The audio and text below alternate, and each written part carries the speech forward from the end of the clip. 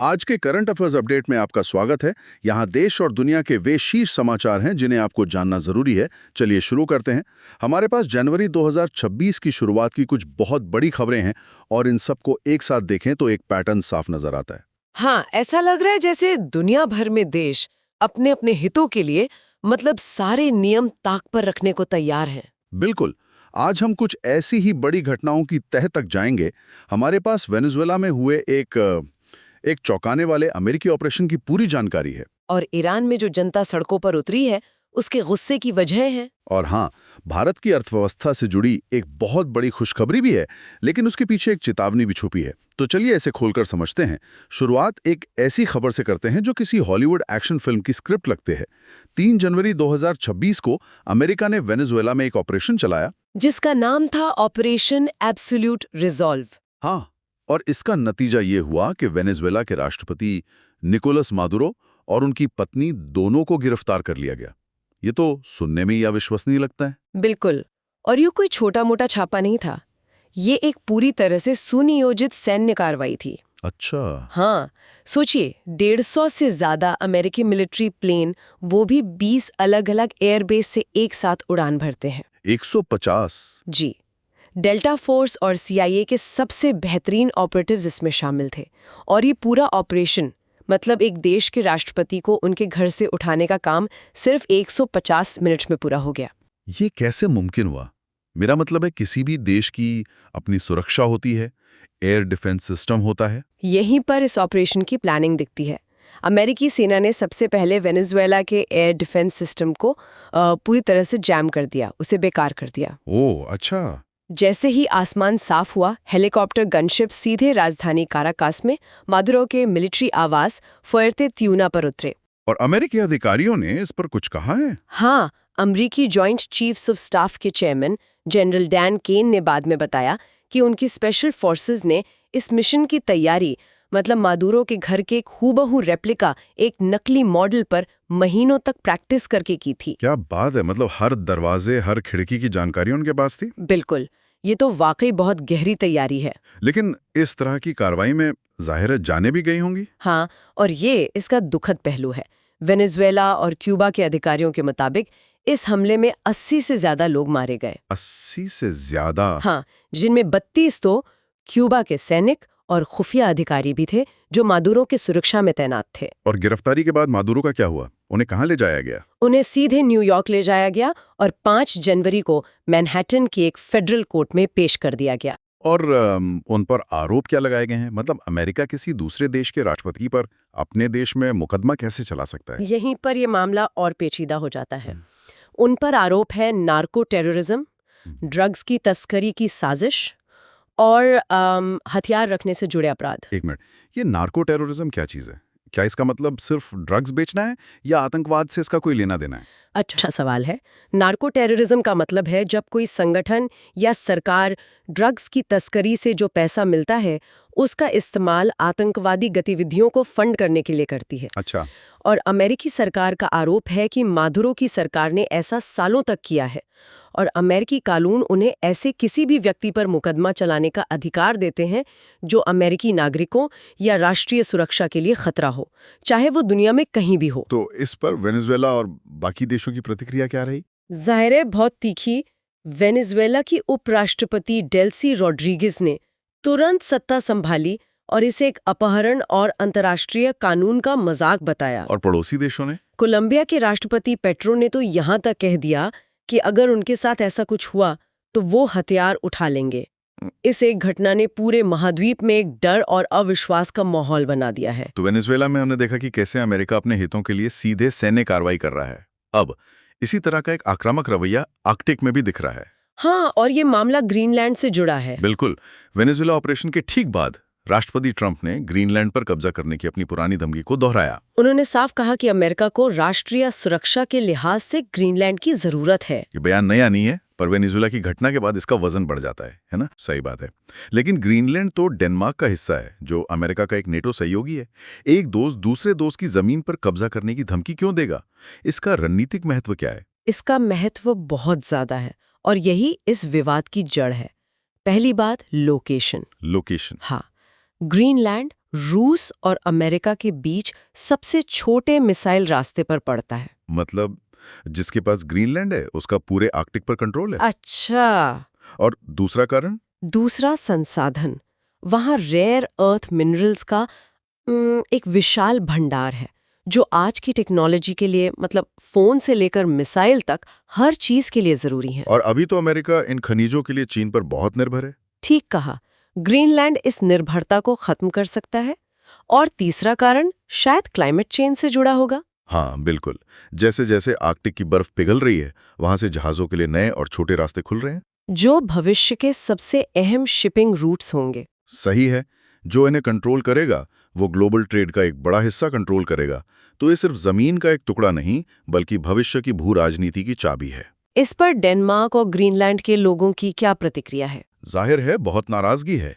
Denmark के प्रधानमंत्री मेटे Frederiksen ने चेतावनी दी है कि अगर अमेरिका ने कोई भी सैन्य दखल दिया तो 80 साल पुराना वो ट्रांस अटलांटिक सुरक्षा सहयोग मतलब नेटो की नींव ही हिल जाएगी। और ग्रीनलैंड के प्रधानमंत्री ने भी तो साफ कह दिया है। हाँ, उन्होंने कहा कि ये द्वीप ग्रीनलैंड के लोगों का है और डेनमार्क को इसे बेचने का कोई हक नहीं है।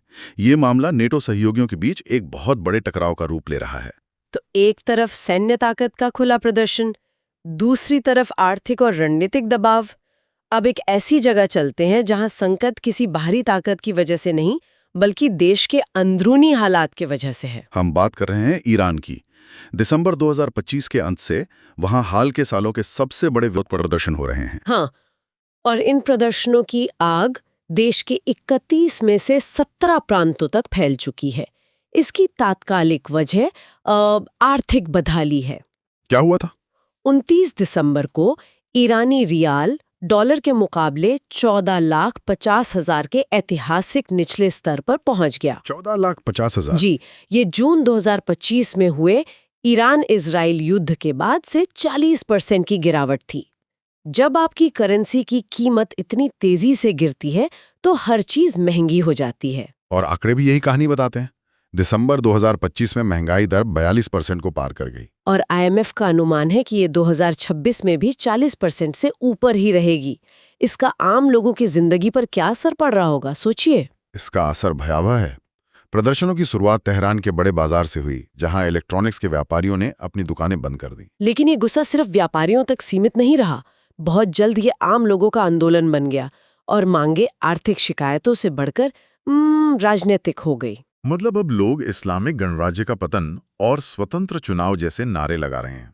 लेकिन ईरान की अर्थव्यवस्था इस हाल में पहुंची कैसे?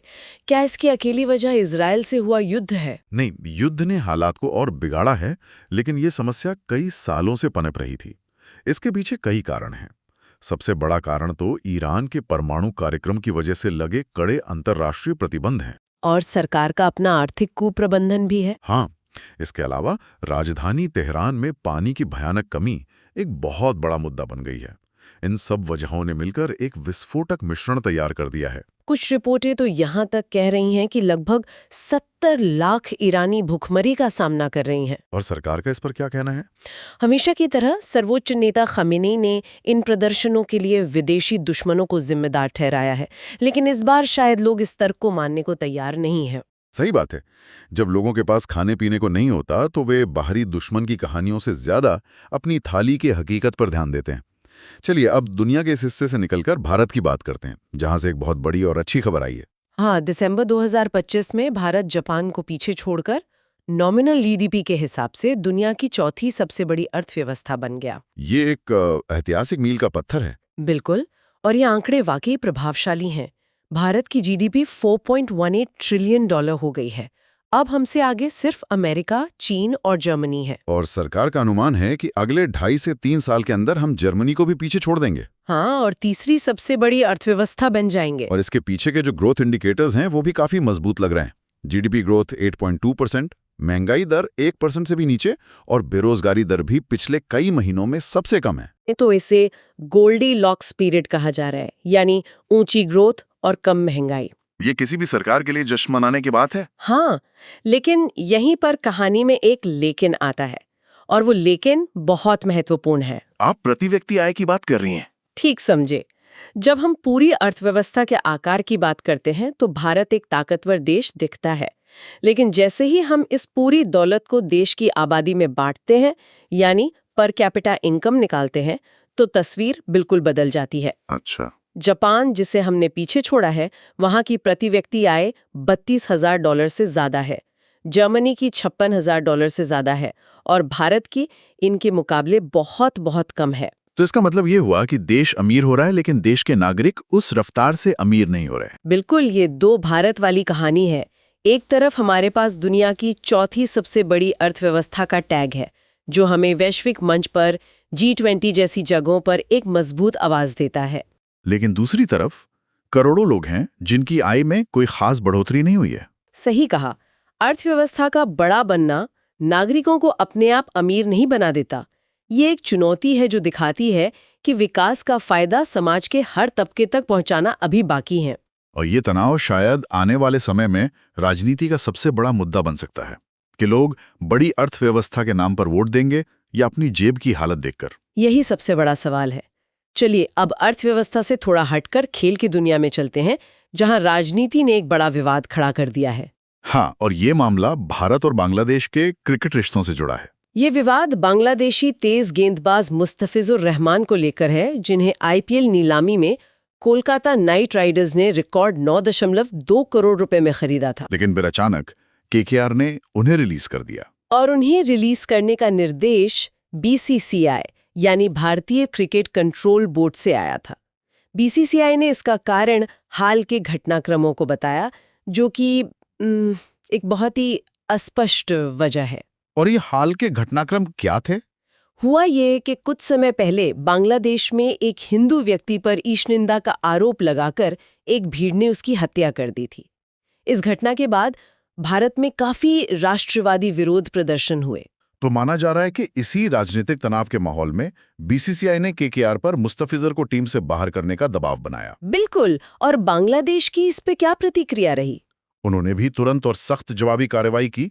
5 जनवरी को बांग्लादेश सरकार ने अपने देश में IPL के प्रसारण और प्रमोशन पर अनिश्चितकाल के लिए बैन लगा दिया। ये तो क्रिकेट डिप्लोमेसी में एक बहुत बड़ी गिरावट है। सही बात है। क्रिकेट को हमेशा से दोनों देशों के बीच एक पुल की तरह देखा जाता रहा है, लेकिन ये घटना दिखाती है कि कैसे राजनीतिक जहर खेल के मैदान तक भी पहुंच सकता है और सालों से बने रिश्तों को खराब कर सकता है। ये वाकई चिंता की बात है। तो आज हमने जो भी चर्चा की उससे अगर एक साथ देखें तो एक बड़ी तस्वीर उभरती है। वेनेजुएला में सीधी सैन्य कार्यवाही, ग्रीनलैंड पर दबाव, ईरान में अंदरूनी कलह और यहाँ तक कि भारत बांग्लादेश के बीच क्रिकेट का विवाद। हाँ, इन सब में एक कॉमन धागा है। वो धागा ये है कि राष्ट्र अपने हितों को साधने के लिए हर तरह के हथियारों का इस्तेमाल कर रहे हैं, सैन्य, आर्थिक और यहाँ तक कि सांस्कृतिक भी। पारंपरिक कूटनीति और अंतर्राष्ट्रीय नियम कानून पीछे छूटते जा रहे हैं। और सोचने वाली बात यह है कि जब हर बड़ा देश सिर्फ माय वे और द हाईवे के रास्ते पर चलने लगे, तो आने वाले समय में वैश्विक स्थिरता का क्या होगा। सुनने के लिए धन्यवाद। सूचित रहें और अगले अपडेट में मिलते हैं। कोई पार्ट अच्छा लगा हो कमेंट में बता देना, और कौन सी बुक या कौन सा टॉपिक नेक्स्ट देखना चाहते हो वो भी लिख देना। और हाँ, अगर वीडियो पसंद आया हो तो लाइक, कमेंट, शेयर और सब्सक्राइब जरूर करें।